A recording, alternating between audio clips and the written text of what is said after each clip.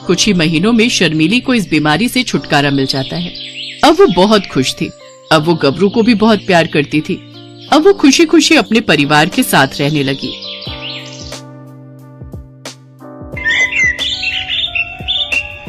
ललिता और उमेश मुजफ्फरपुर के पास बसे एक गांव में छोटा सा चाय का खोखा चलाते थे। रोजाना की जो भी कमाई होती थी उसी से ललिता और उमेश अपना और परिवार का गुजर बसर करते थे। परिवार में ललिता की ननद और 2 बच्चे थे।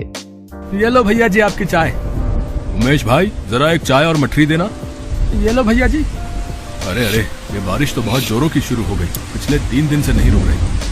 हम तो सोच रहे हैं कि कल सुबह ही ये गांव छोड़कर शहर चले जाएं। अब ये कोई भरोसा नहीं कि कब क्या मुसीबत आ जाए, समझ रहे। गांव में सब लोग आपस में ऐसे ही बातें कर रहे थे। ललिता का मन इन सब बातों को सुनकर घबरा रहा था। उसे बाढ़ में होने वाली समस्याओं की बहुत फिक्र हो रही थी। इसी कारण ललिता को रात में नींद नहीं आ रही थी। आधी रात के वक्त अचानक गाँव वालों ने शोर मचा दिया, जिसे सुनकर ललिता घबरा गयी। तभी पड़ोसी श्याम और उसकी पत्नी सामान सिर पर लाद कर जा रहे थे। क्या हुआ श्याम भैया, आप सब ये सामान लेकर कहाँ जा रहे हो? ये सब गांव वाले कहाँ जा रहे हैं? ललिता भाभी, नदी में पानी का स्तर बढ़ गया है। चेतावनी मिली है कि हमें इस इलाके को जल्द से जल्द खाली करना होगा। हाँ।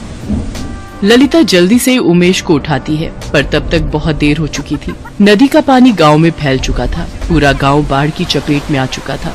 लोगों के घर उस बाढ़ में डूब रहे थे। कुछ ही देर में सब तबाह हो गया।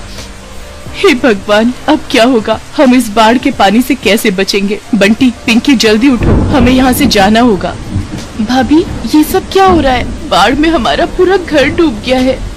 माला, ललिता, तुम दोनों जल्दी जल्दी सामान उठाओ, हमें यहाँ से दूसरी जगह जाना होगा। जिसके हाथ में जो सामान आया उसने उठा लिया। पानी का स्तर लोगों के सीने तक पहुंच गया। चलते चलते उमेश, ललिता दोनों बहुत थक गए। उनकी जान पर बनी हुई थी। उमेश ने बेटे को कंधे पर बिठा रखा था। बहुत दूर तक चल